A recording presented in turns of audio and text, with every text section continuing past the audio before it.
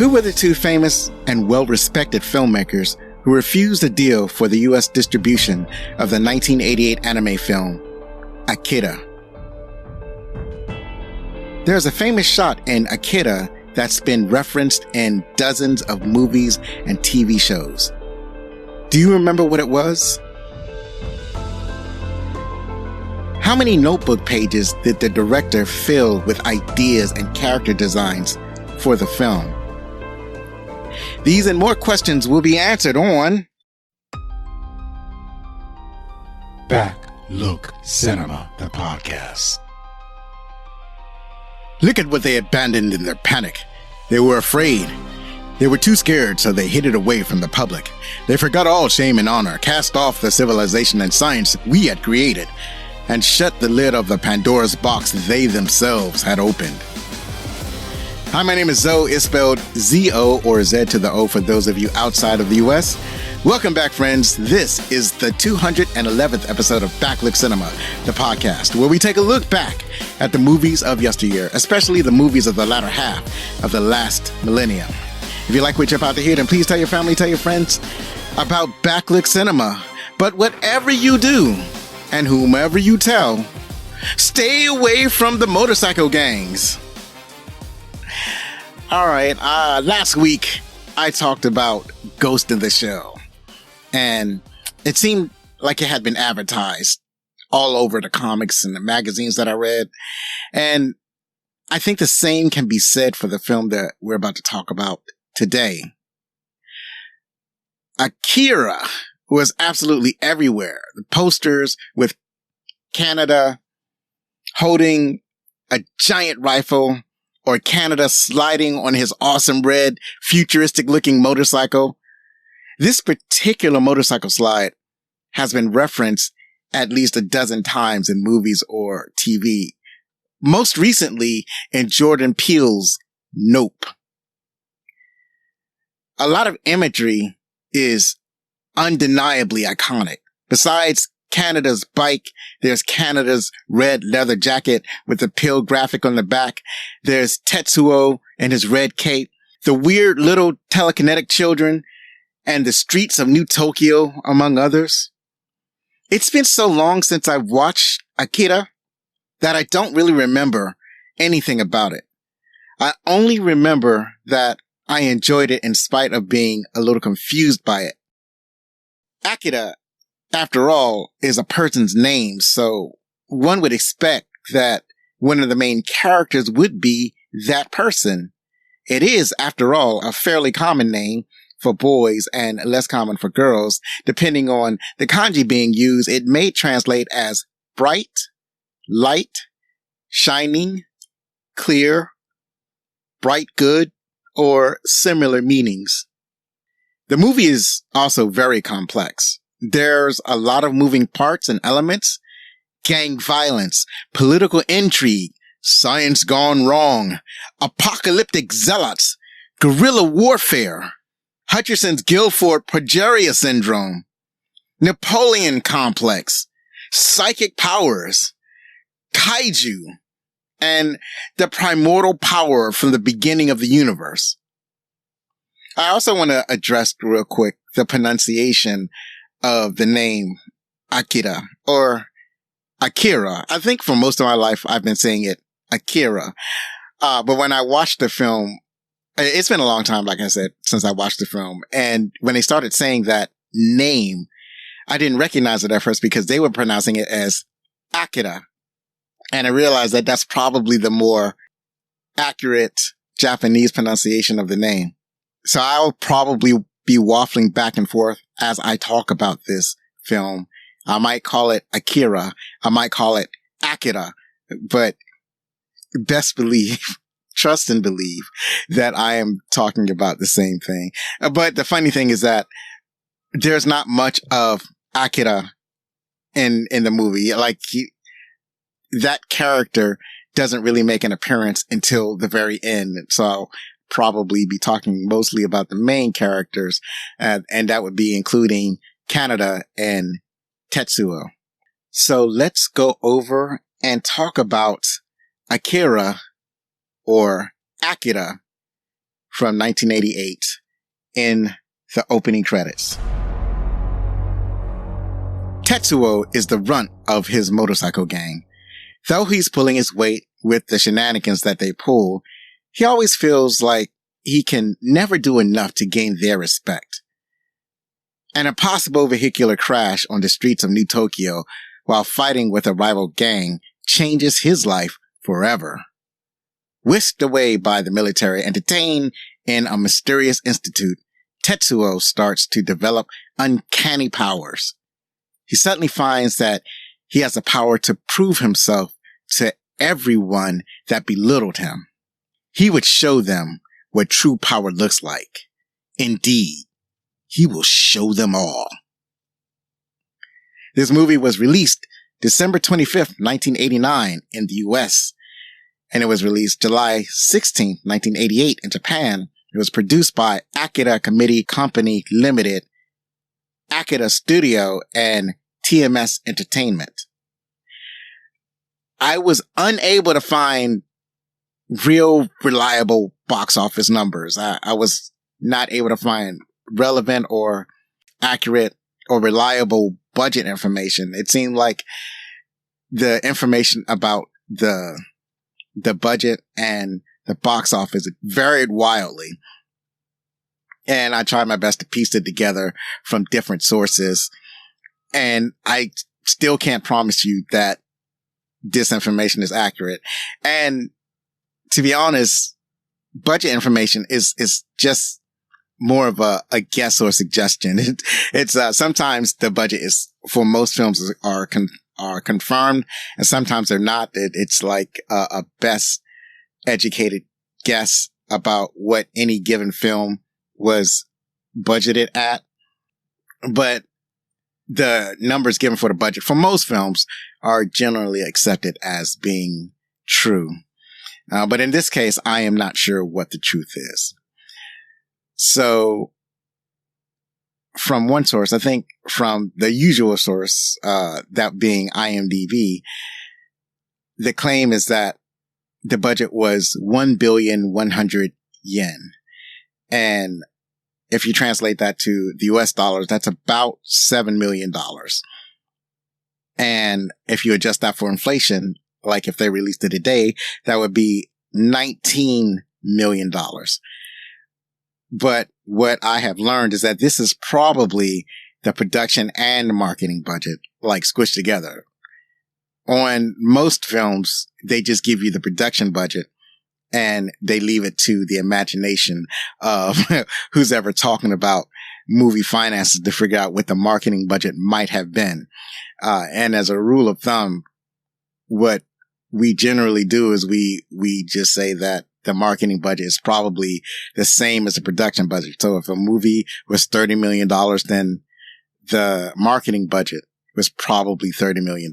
And that would mean that the total cost of the film was $60 million. It's just a guess on the part of people who talk about film. But, in this case, it seems like they may have added the marketing and production budget together. And once again, like I said, there are different sources that talk about what the box office was. There are some sources that say that it was a flop, or at least it was a flop in Japan. And then there are other sources that said it was a big hit. I mean, it was definitely a big hit when it was released internationally. And it was an obvious big hit when it went to video. But whether or not it was a box office success or a box office failure when it first premiered in theaters, I think that is up for dispute. The numbers that I found from Tom Usher in a Vice.com article that he wrote titled "How Akira Has Influenced All Your Favorite TV, Film, and Music." And according to him, the budget was probably, or the box office was probably $49 million worldwide. And adjusted for inflation, that would be $133 million. So if this is true, then it made an incredibly healthy profit. It was a worldwide hit. But Like I said, we can only spoil. Oh, I mean, it's definitely a hit movie, based on video sales, and video sales were very important back in the day. It's something that can be researched and tracked in a way that streaming numbers cannot be. But, that's what I was able to find for this movie. And talking about this film and the actors, I'll be talking about the English dub actors from the 1989 release, because that's probably, I saw it around that time. I saw it either late 80s or very early 90s. The film had a re-release in 2001 with new voice actors, and that it reportedly cost $1 million, over $1 million for the new voice actors. But I'm confident that the version that I saw were the original voice actors. So that's what I'm going to go with. Remember, this is English dub, not the, obviously the original Japanese actors. First, we have Cam Clarke. He played Canada Shotaro, and you may have heard his voice in Barnyard or Dogman. Jan Rabson played Tetsuo Shima, and you may have heard his voice in Toy Story or any of the Despicable Me movie series. Well, I think just the Despicable Me movies, not the Minion movies. I'm not sure if he's in the Minion movies, but I am sure he's in Despicable Me. Lara Cody played Kai or Kay, and I probably talked about her on Vampire Hunter D. We covered that a couple of episodes ago. Or Paranormal. Tony Pope was the voice of Colonel Shikishima, and you may have heard his voice on Who Framed Roger Rabbit or Zoo Warriors. That's Z-U Zoo, not Z-O-O Zoo. Steve Kramer played Ryu Shaku or Ryu or Roy. And you may have heard his voice in Wicked City or Lupin III, The Castle of Cagliostro. Louis Arquette played Dr. Onishi. Barbara Goodson played Takashi or Number 26 and also the voice of Kaori. Melora Hart played Kyoko or Number 25. And Bob Bergen played Masaru or Number 27. This movie was directed by Katsuhiro Otomo. He has directed many films, including Short Piece. Well, it's actually a segment in the movie Short Piece, and he directed the combustible segment. Mushishi the Movie, Steam Boy, Magnetic Rose, and Stink Bomb. He is more well known for his writing. He is a much celebrated manga artist and writer. And this movie had him very much involved in it. In many of the other movies, they were just adapted from the artist's work. But in this, the director also wrote the movie, also wrote the original manga on which the movie is based.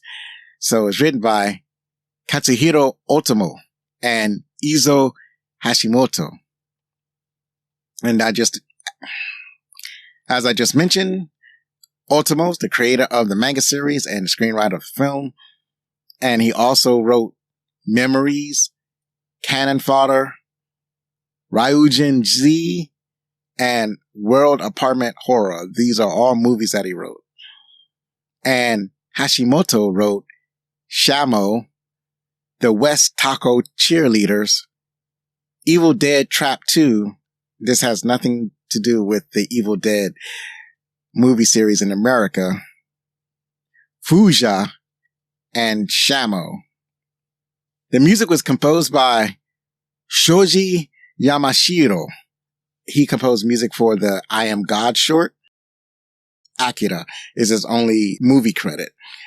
This music that he created for the film was greatly influenced by the musical styles from Indonesian gamelan music and Japanese no music. The music was performed by Gino Yamashiro Gumi. And that's all I have for the opening credits. And let me get into some announcements. I want to acknowledge some people who wrote some nice feedback on the YouTube page. I got some feedback from a very early episode 19, The Long Kiss Goodnight, at Belated Reflections, all one word, wrote, "It was interesting to hear the car Gina Davis crashed in this movie was the same style as the one she crashed in Beetlejuice. I'm glad you liked The Long Kiss Goodnight." Yes, I indeed like The Long Kiss Goodnight. How could you not like Samuel L. Jackson's favorite movie that he was in? And then I got feedback from episode 210, Ghost in the Cell, the one I did just recently. And this is again from at Mark Crespo-M2C. And they wrote, "Awesome episode. I love Ghost in the Shell. Thanks for movie commentary. Smiley face, heart." And that's great. Thank you at Mark Crespo-M2C. I really appreciate your feedback. And if you want to leave feedback, just leave a comment on YouTube like these fine and most esteemed listeners, a member of the friends and family of this podcast. Or you can hit me up on the email, or you can leave comments on social media, yada, yada, yada. I will leave that information later on in the show. And now that we've talked about the opening credits, let's get to our favorite parts.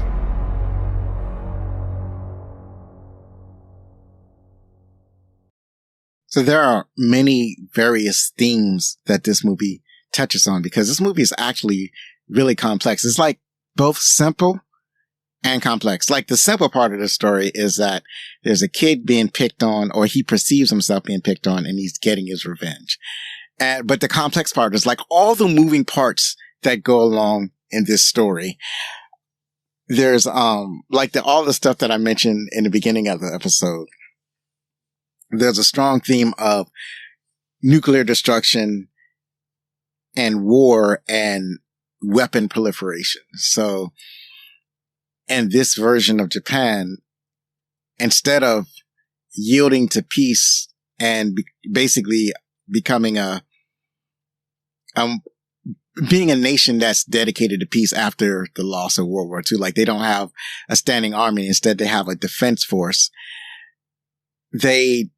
In this version, they dedicate themselves to building the most powerful weapons. Cause in this version, this is like in the future from 1988.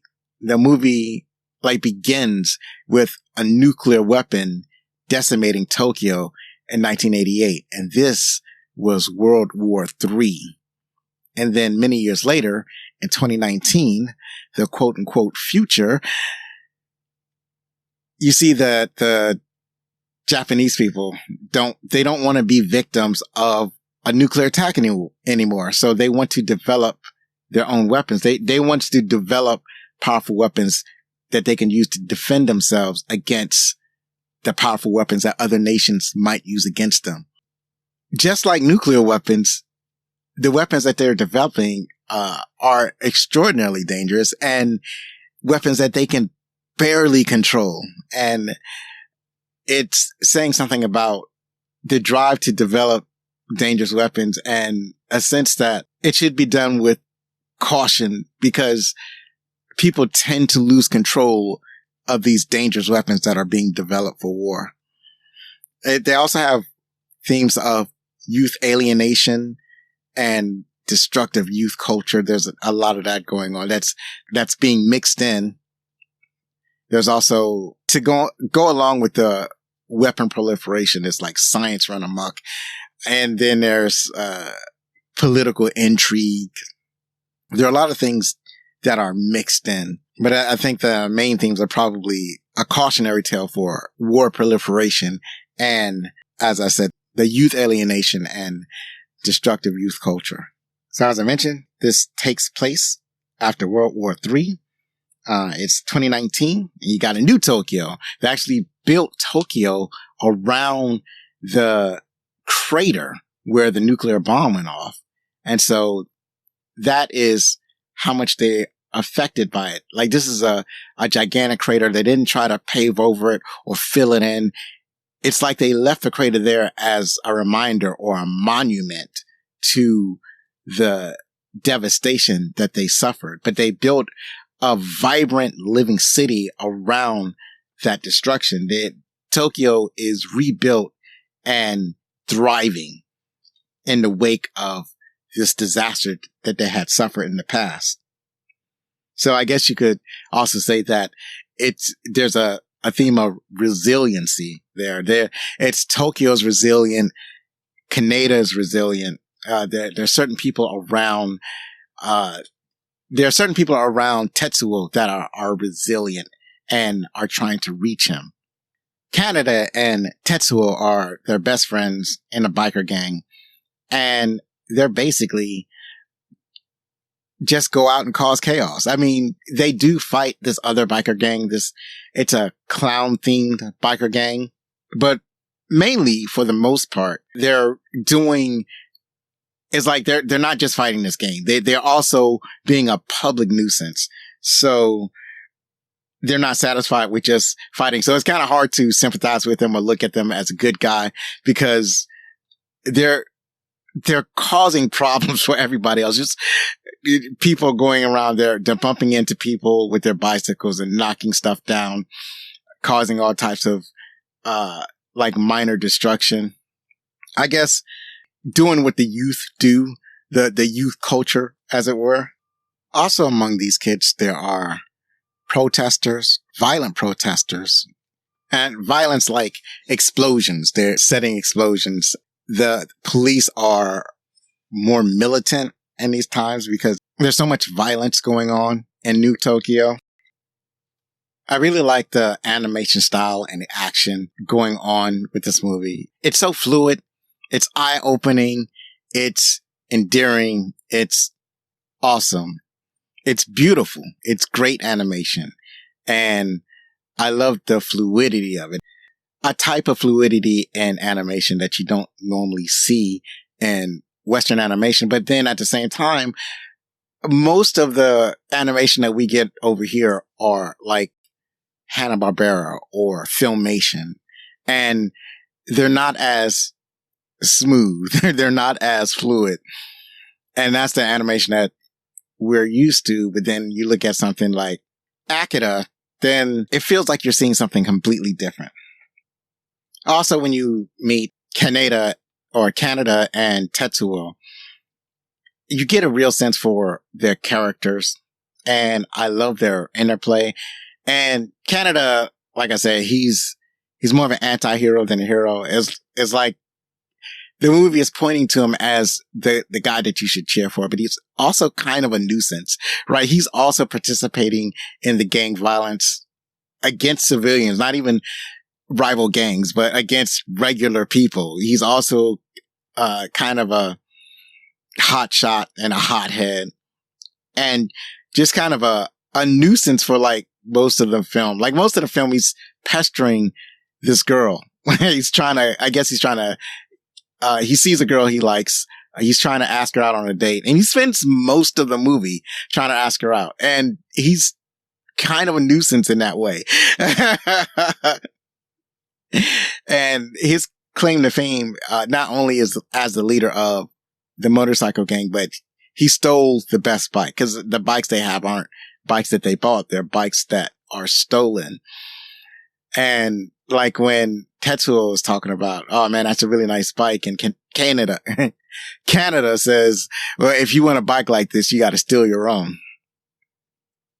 So, like I said, they're best friends. And it's a kind of a weird relationship though, because even though they're friends, Tetsuo is like jealous of Canada, and he sees himself as in a kind of rivalry with Canada.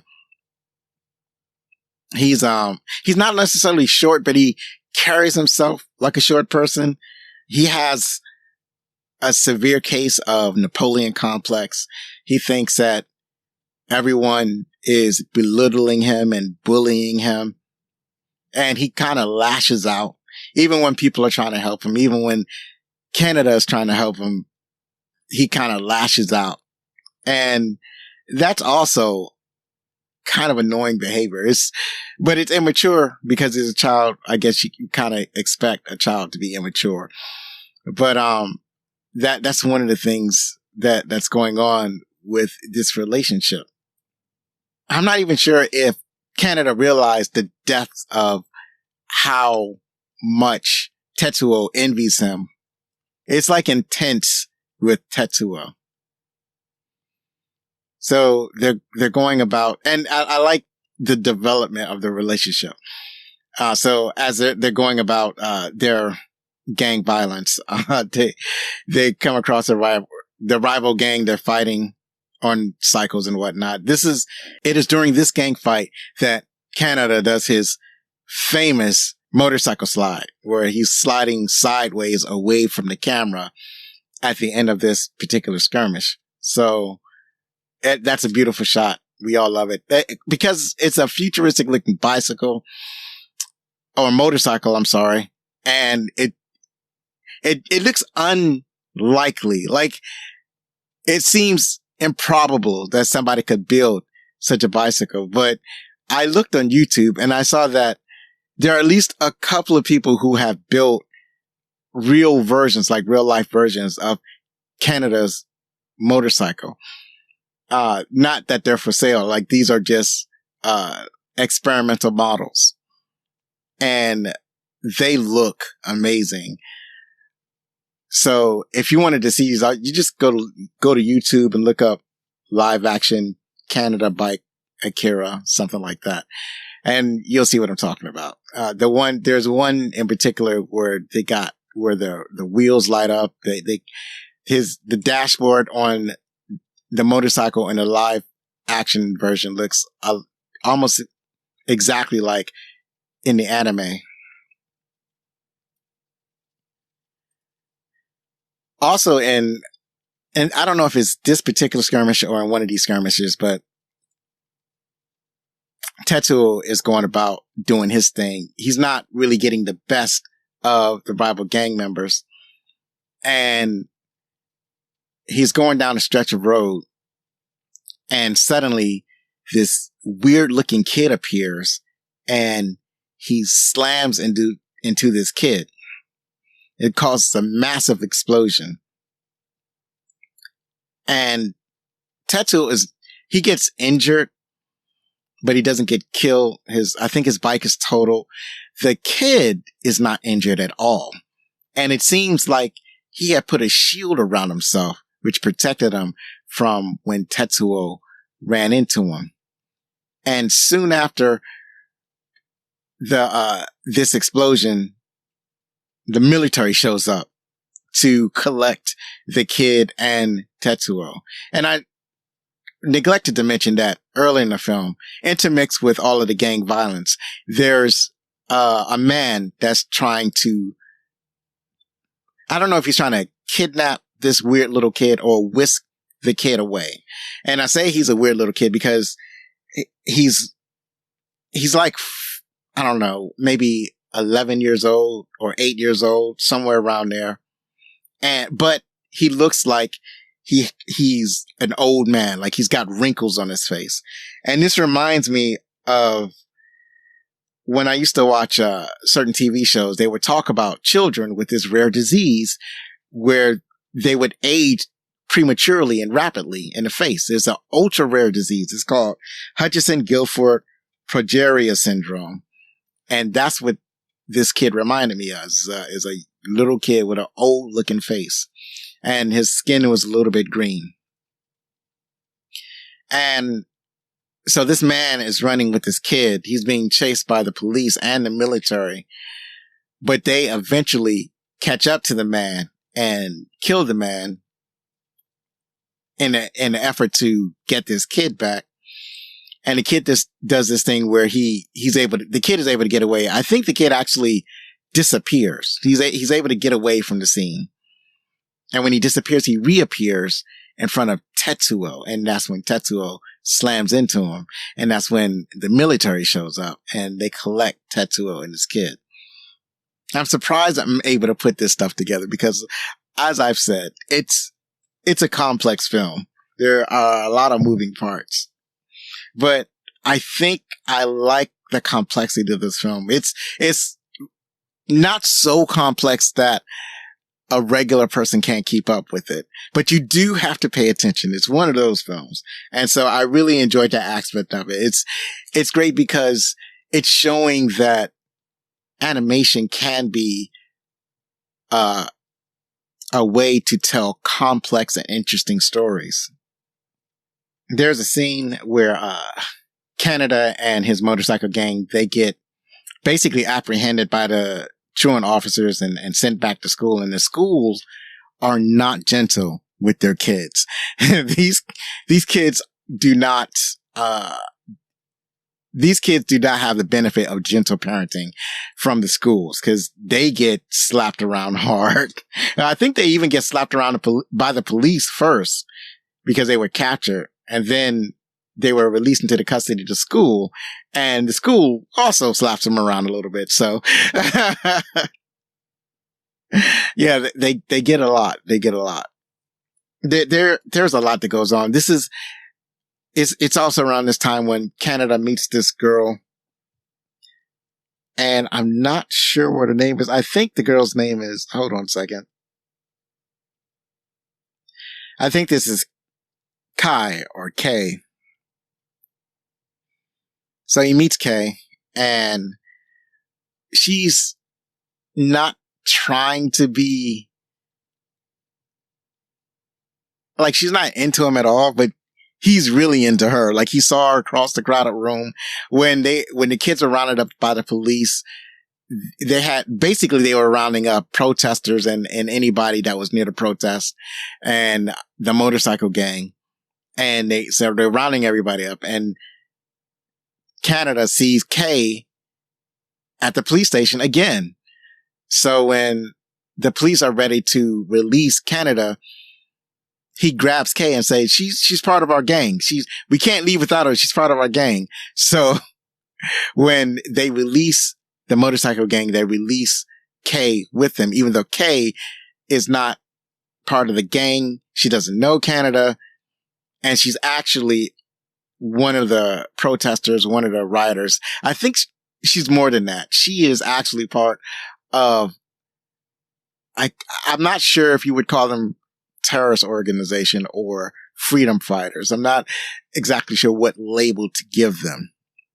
But it's this group of people who are trying to free the weird little kids, the weird little, what we later learn, mutant kids. They got this phenomenal psychic power. They're able to do a lot. They're able to apparently teleport, telekinesis, some kind of telepathy.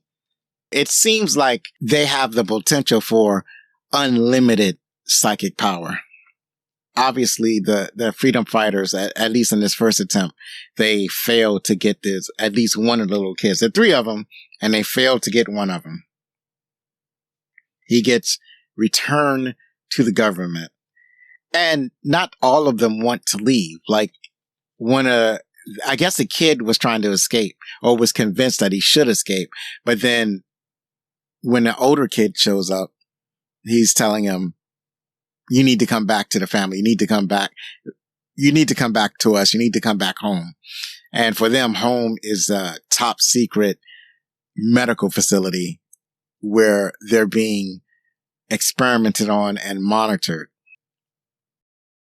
Amongst all this, I mentioned political intrigue. So you have like their version of some kind of ruling council, and they're having a conflict with the military.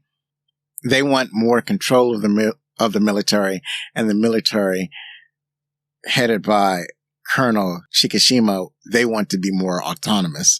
And there is a conflict that breaks out near the end of the film where Colonel Shikishima assumes complete and total command of the military. Like I said, there are a lot of moving parts. The conflict is mainly over these kids. And what you eventually learn is that these kids are being developed as weapons because of the defeat that Japan had at World War III and how the whatever foreign power engaged in a nuclear attack against Tokyo, and how they have this giant memorial crater. It's like the leaders figured that they've got to do something. They've got to find a way to protect themselves. And so they found a way to tap into this primordial power that all living things apparently have. It's supposed to be the power of the early universe that you can tap into if the conditions can be met.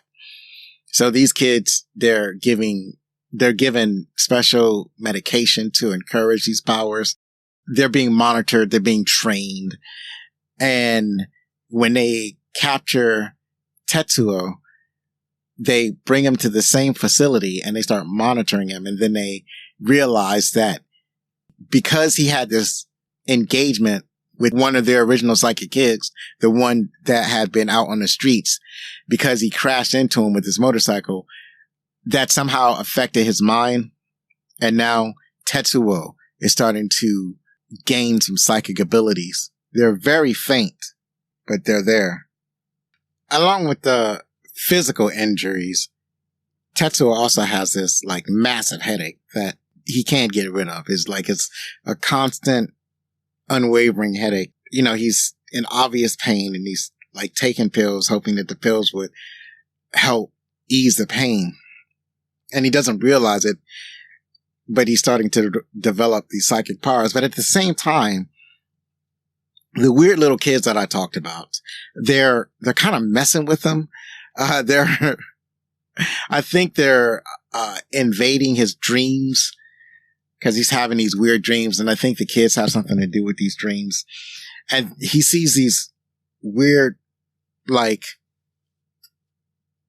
plush animal creatures in his dreams. And then he sees the plush animal creatures in real life. Like he's waking up, he's in his room and he sees these animal creatures and he's freaked out by these plush animals. Like one of them looks like a giant teddy bear. One of them looks like a giant bunny rabbit. It kind of reminds you of Five Nights at Freddy's. That's what it reminds you of.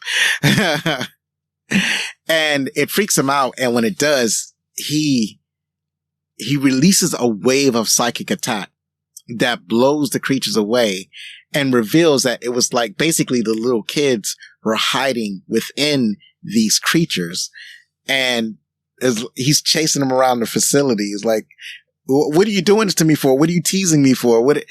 Because this is Tetsuo is somebody he has the perception of being teased all of his life. So almost any interaction with them, he perceives as an attack. So something like, little kids pretending to be giant plush animals.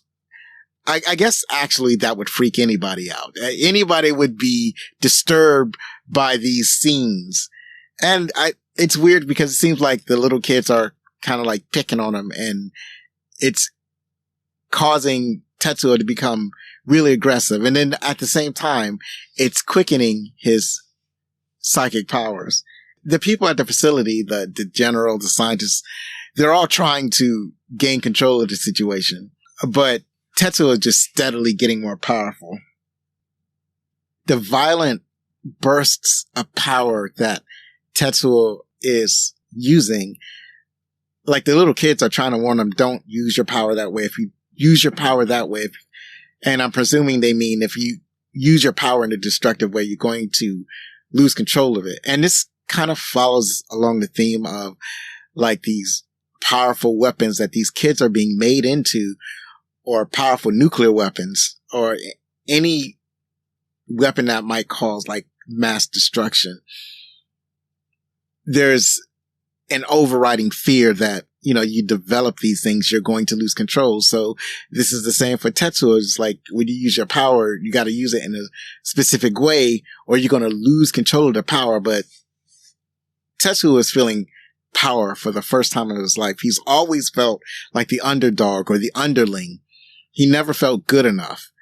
And for the first time, he's feeling this power and now he can command it. And he's getting better and better at it. And so he escapes the facility like he's causing mass destruction. At the same time, to back up a little bit, Canada and Kay, they are like Canada finds out that Kay is part of this resistance group. That's a good word for it. A terrorist is too strong a word, but she's part of a resistance group that are trying to stop the military from using these psychic kids as weapons. They're trying to remove the psychic kids and they see themselves as rescuing these kids. And what they're afraid of is they don't want these kids to get as powerful as Akira. And at the same time, it seems that Akira is trying to connect with Tetsuo because Tetsuo is seeing flashes of Akira and he's starting to ask, who is Akira? What does he want? What does this mean? And that was his motivation for breaking out the facility, to find out who Akira is. And so while everybody's still at the facility, the freedom fighters, they kind of break in. They bring Canada along because he convinces them that he knows Tetsuo and he can talk to Tetsuo. Like whatever Tetsuo is up to, he can talk Tetsuo down and he can get Tetsuo to see reason. And so it's a fantastic sequence of them breaking in. There's a lot of violence, a lot of action scenes, a lot of people getting killed. It's kind of fantastic. And the funny thing is Canada doesn't really show heroic qualities most of the time. Like during most of the film, he's not exactly somebody that you picture as a hero.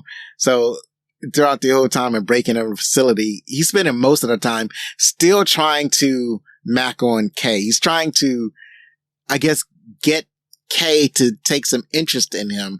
And Kay is fully focused on the mission. Is it Kay? Yeah, Kay or Kai, however you say her name.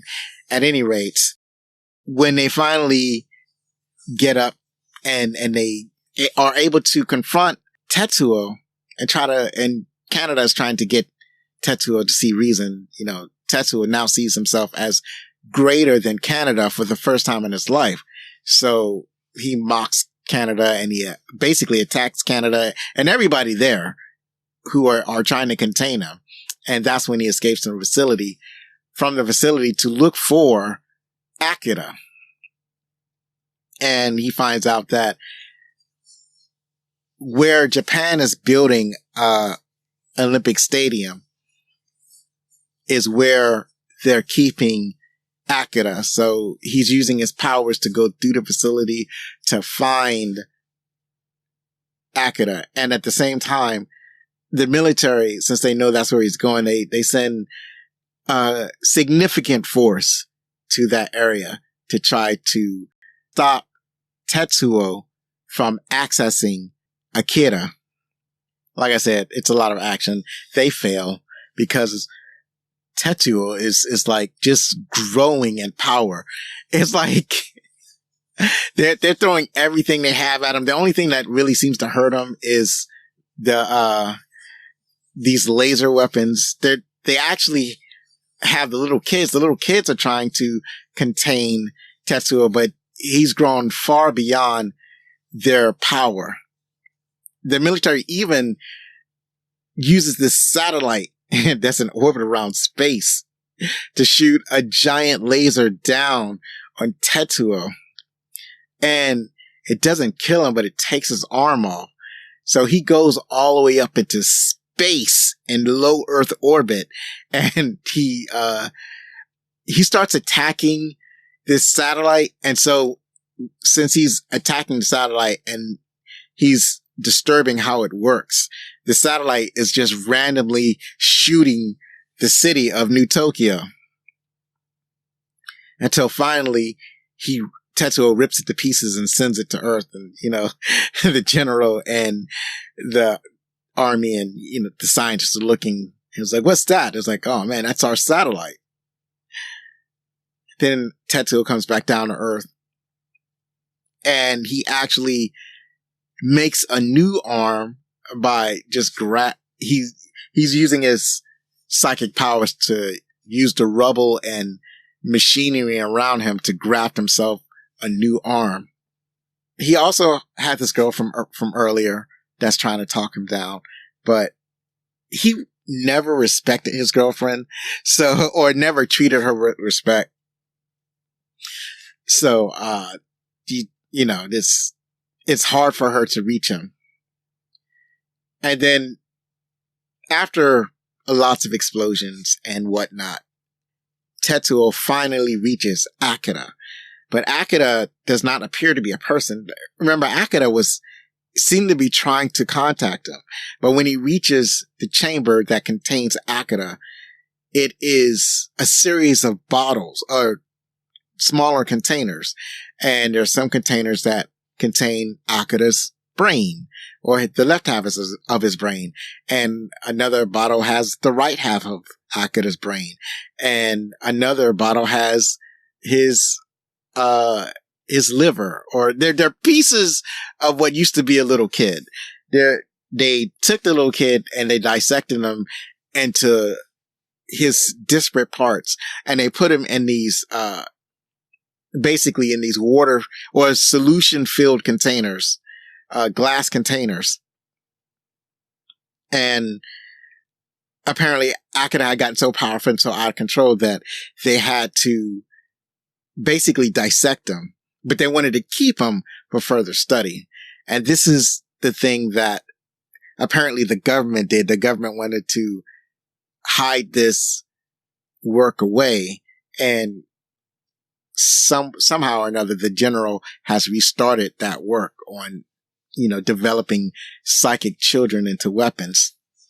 So it seems that Tetsuo is all powerful, but Canada has not given up on trying to talk to Tetsuo. So at first he tries to reason with him, and when it doesn't work, then they basically get to a fight. Eventually, Canada is able to grab one of the abandoned laser weapons. It's like a massive laser rifle. You'll see that on some of the movie posters, Canada holding this massive laser rifle. And that's what he's using to shoot at Tetsuo. That's really the only way that Tetsuo could be hurt. But then, because Tetsuo is using his power violently, he starts to lose control of his powers. And his body is morphing and mutating and growing, and it's growing out of his control. And for the first time since getting this power, he is afraid. He's afraid of what's happening, because little kids have been telling him all along that you got to stop using the power that way. And Tetsuo didn't want to do it. And it is in this time and this panic where he reaches out and finally, it's like he's growing. Now he's like the size of a house, but he's crying out to Canada, and he's asking Canada. He's like, Canada, help me. Because all this time, he recognized who was there for him the entire time. Because then you start to see the flashback of how Canada and Tetsuo met, and how Tetsuo was being picked on and Canada stood up for him. And that's just amazing how a friendship could start right and then turn so wrong. But when Tetsuo gets in trouble, Canada was always there. And even now, with him losing control of his powers, Canada is there. But he starts to he starts to absorb everything. He's growing, he's absorbing. So it's not much Canada can do. His girlfriend gets absorbed at some point.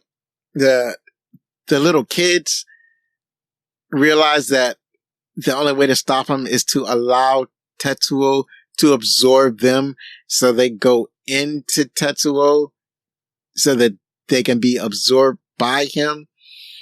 And it's in this moment that Akira appears, and he kind of, in a way, he makes everything okay. He finds a way to, they don't make it crystal clear, but I think what happens, he finds a way to make all the other psychic kids whole again.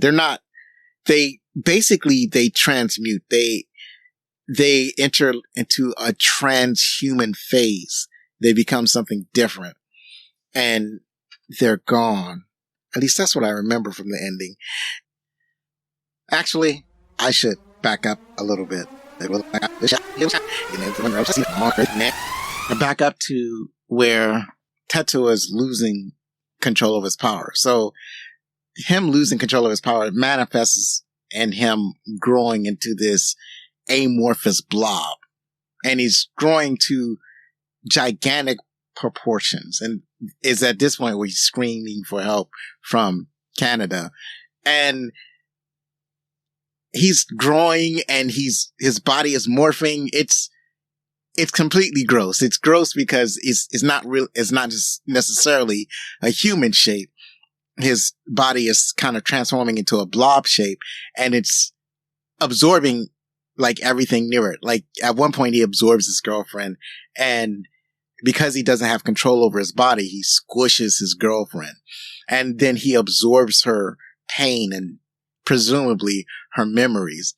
And he also, because Canada is near, he absorbs Canada into his body, but Canada has the big laser gun. So he's struggling, and he's trying to convince Takashi, or he's trying to encourage Tetsuo to stop what he's doing, but Tetsuo has no control. So he uses his gun to shoot himself out of Tetsuo, and he's able to get away from Tetsuo, but he still is trying to help Tetsuo. And then it's at this point where the three weird kids, they're kind of like meditating around the glass containers of Akira. And in their meditation, it's like, Akira's, first the containers break that contain different body parts, and then they see a manifestation of Akira. It's like a ghostly form. So he's been around the whole time. And first it's a ghostly human form, and then it takes shape of this energy form. It's a destructive energy ball. And it starts off as child size, but then it starts to grow bigger and bigger. And the weird little kids, at first they're getting away from this energy ball because it's a destructive force that's consuming everything. And it starts to consume Tetsuo. And as it's consuming Tetsuo, it's changing Tetsuo to a more human form. But at the same time, Tetsuo is afraid. He's screaming for help, and he's asking Canada to help him. So Canada is trying to help him, but of course, Tetsuo has no control over his body. So when Canada gets near Tetsuo just tries to absorb him again. At first, one of the weird little kids try to stop him, but Canada throws the weird little kid aside. It's like, get out of my way. I gotta help him. And so he reaches out. I guess he's going to try to pull this giant kaiju Tetsuo away from the energy ball, but instead he starts to get absorbed again, and he gets fully absorbed. And this time he doesn't have his laser gun, and the weird little kid that he cast aside, he goes in to rescue him. His companions, the two other ones, they told him, if you go in there, you'll just get trapped in there too. But the first one goes in there anyway. And the two other kids, they make a decision. They're going to go in and they figure the three of them together, the two that are outside and the one that already got absorbed, if they combine their powers, they can free Kaneda. So they go inside this ever enlarging energy ball and they're able to push Kaneda out. I don't know if they push him out or they transport him out, something like that. So Kaneda is safe. He's actually safely away from this ever engrossing ball of energy. And it's getting larger and larger. It's absorbing the Olympic Stadium. It's absorbing the ground around it. It's absorbing the building. It's like an explosion in slow motion. This ever growing energy of power or light. And the scientist who's observing it, he's describing it as like the birth of the universe. And now it's a gigantic ball of energy. And then it starts to shrink again after it's caused all this chaos and destruction in Tokyo. Once again, it shrinks. And when it shrinks, it shrinks near Kaneda, where Kaneda is. And it becomes a tiny point of light. Kaneda grabs this point of light, and apparently he can sense Tetsuo in that ball of light. And he says goodbye to Tetsuo. So that's a more comprehensive version of how the ending is. Because it can be a little confusion. So once again, I like the animation style. I like the action. I like the music. I like the complexity of the story. And I like the character and the character development. All of these things make for a wonderful anime. It is this movie that is credited as getting Westerners, Americans, Europeans interested in this treasured Japanese art form. What were your favorite parts of Akira? Let me know. Drop me a line. You can reach me at fanmail@backlookcinema.com or leave a comment on YouTube or whatever social media you like to use. And now that we've talked about our favorite part, let's talk about the trivia.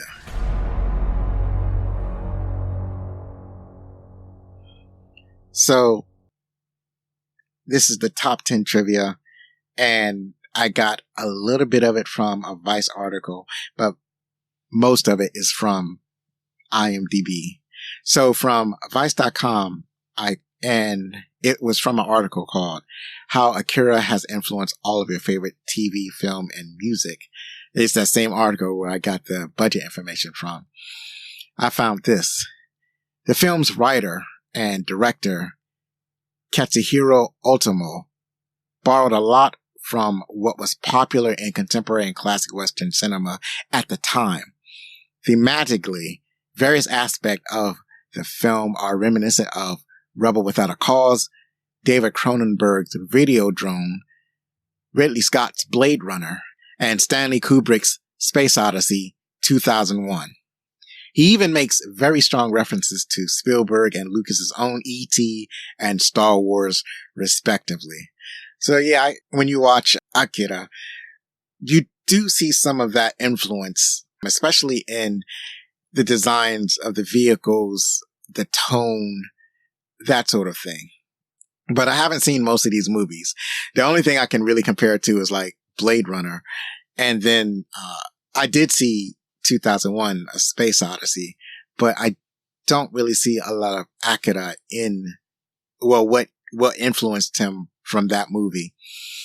And I don't see a lot of E.T. and Star Wars. I'm not sure what the influences were, but apparently those were in there too. I'm not sophisticated enough to see the influence. Streamline Pictures is reported to have become the film's distributor when both George Lucas and Steven Spielberg labeled it unmarketable in the US. So a bit of irony there. The filmmaker used these directors, Spielberg and Lucas, as influences for his movie, but when they watched the movie, they didn't think that it was something that American audiences would be able to appreciate. Now, the rest of this I got from IMDb. This is one of the first anime films to have the characters' voices recorded before they were animated. While this is typical practice in US animation, in Japan, the animation is generally produced first. So that's I don't know a lot about how animation is produced, but I'm pretty sure that's an interesting way of going about it. Computer-generated imagery was used in the film, primarily to animate the pattern indicator used by Dr. Onishi, but it was additionally used to plot the paths of falling objects, model parallax effects on backgrounds, and tweak lighting and lens flares.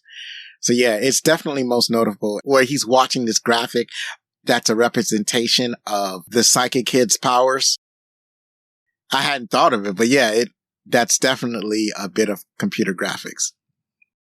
The shot of Canada's bike sliding to a stop away from the camera in the opening bike chase sequence is considered to be the most referenced shot in animation. Homages appear in such shows as Teen Titans, Genndy Tartakovsky's Star Wars, Clone Wars, Samurai Jack, Batman the Animated Series, Teenage Mutant Ninja Turtles, Adventure Time, The Simpsons, and even Pokemon. Katsuhiro Otomo is claimed to have filled 2,000 pages of notebooks containing various ideas and character designs for the film, but the final storyboard consisted of a trimmed down 738 pages. So he was at work. He was putting in his work. This is an artist in the zone. Otomo did not intend to adapt the series outside of the manga. However, he became very intrigued when the offer to develop his work for the screen was put before him. He agreed to an anime film adaptation of the series on the grounds that he retained creative control of the project. This assistance was based on his experience working on Armageddon from 1983. Apparently, when he saw how directing was done on that film, it encouraged him to be a director of his own works. According to the animation article titled When Katsuhiro Otomo Learned, Otomo stated, "Around the time I worked on Armageddon, I also visited the studio while the anime was in production. Watching them work made me feel, maybe I can do this myself." So that was the beginning, I suppose.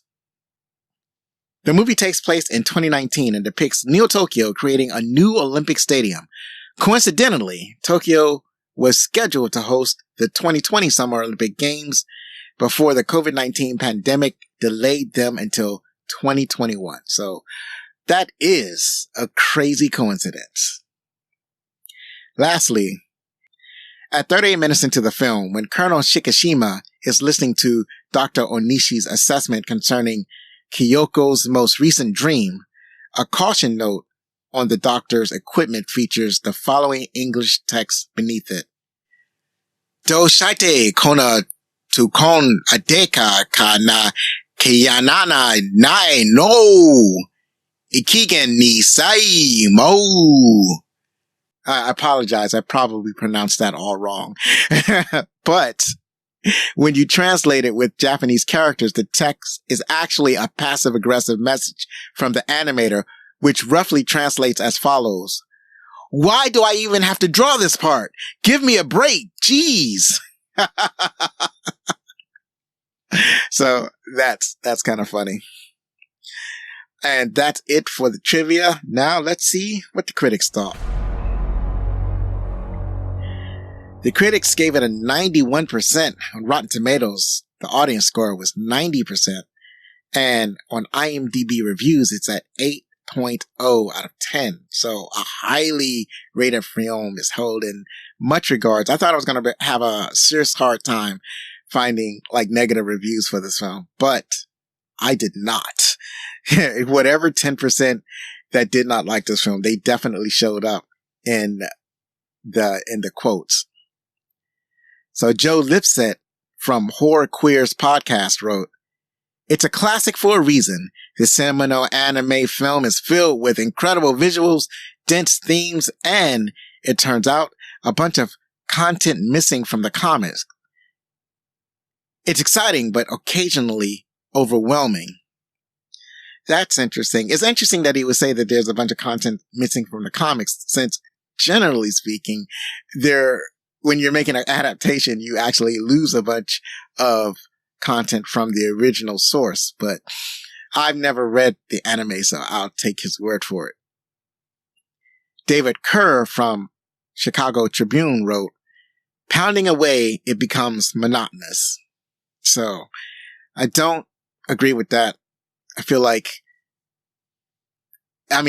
some people are just not going to have appreciation for the story. Robbie Collin from News of the World wrote, "Plenty of superb recent blockbusters, including The Matrix, Dark Knight, Minority Report, Dark City, and Inception, are all in its depth. Not to mention a fair number of shockers like Star Wars Episode 2 and the most recent Resident Evil atrocity." I'm not sure I agree with that 100%. I'm not sure how much Akira cross-pollinated with these other movies. Certainly The Matrix, I believe. But The Matrix actually, it seems, gets most of its influence from Ghost in the Shell. But I'm certain that some of the imagery in some of these other movies will be influenced by Akira. I'm just not sure how much of it is. Last but not least, Jonathan Rosenbaum from Chicago Reader wrote, "Grade school violence freaks may find a few kicks here, but even they may have trouble coping with this ugly movie's ending about 8 separate times." I don't agree that it ends a bunch of times. I think this movie ends the way it's supposed to end. It's actually quite a good ending. So that's where we differ.